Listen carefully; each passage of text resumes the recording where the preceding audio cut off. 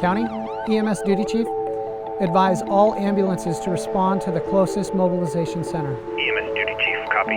All units, respond to your closest mobilization center. For further information, refer to your Critical Actions Guide. This video is a guide for the setup and use of a mobilization center.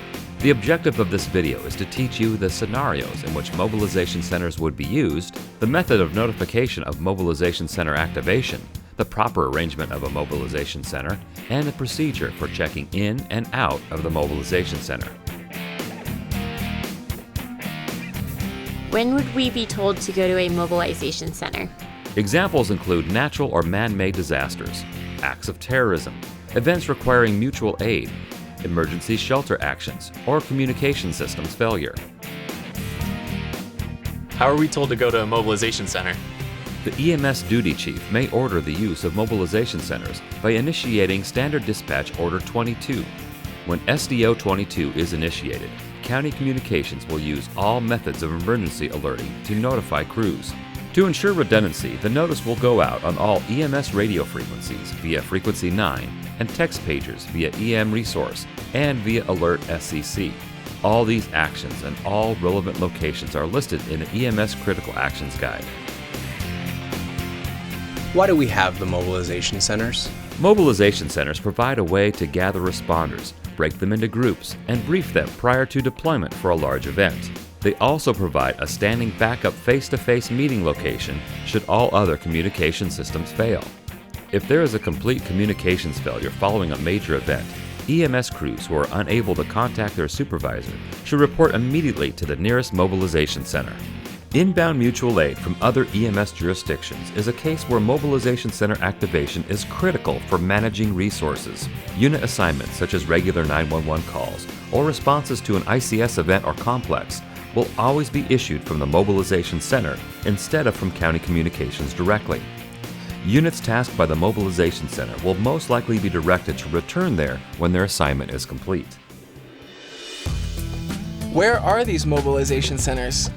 Mobilization centers are designed to be set up anywhere. Part of the procedure to activate a mobilization center is to announce where they are going to be so crews can go directly to the closest one. However, in a disaster or emergency action, there are 3 predetermined mobilization center locations in your Critical Action Guide. You may need to refer to the map book to route to the nearest center. The 3 predetermined locations are De Anza College in Cupertino for the north, the County Fairgrounds in San Jose for the central area, and the fire station at the 101 and Maston Avenue in Gilroy in the south. What do we do when we get to the mobilization center? It is very important that crews sign in at the site so that the mobilization center manager is able to track resources and personnel.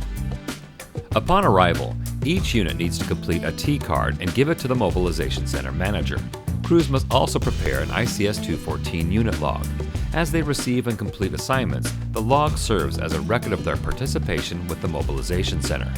At the end of the operational period, a copy of the ICS 214 log must be left with the mobilization center manager. While staging at a mobilization center, crews should be diligent to remain with their vehicle. Crews should take time to recheck their supply levels. Crews should also make sure they have all required personal protective equipment and a working portable county radio and pager. An EMS field supervisor or other qualified mobilization center manager will be in charge of the mobilization center. What if we're first to arrive at the mobilization center?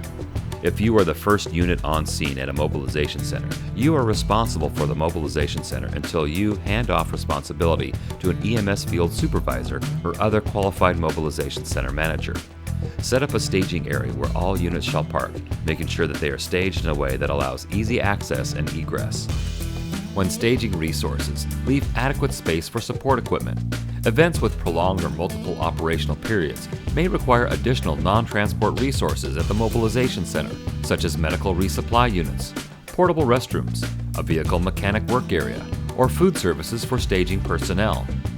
Have all arriving crews start an ICS 214 unit log. The temporary mobilization center manager must also collect all T-cards, including their own, and give them to the supervisor or other command personnel when they arrive. What does the mobilization center manager do? The mobilization center manager will make contact with Communications and Incident Command. Then they will make sure units have appropriate radio frequencies, safety information, and supplies. When an ambulance or group of ambulances is needed for a response, the Mobilization Center manager will give them their assignments and release them. A unit can only leave the Mobilization Center if it has been authorized by the Mobilization Center manager. The crew will also receive instructions as to what actions to take after completing their assignment. For instance, either return to the Mobilization Center or contact communications for their next assignment. You should now have a clear understanding of what a Mobilization Center is and how it works.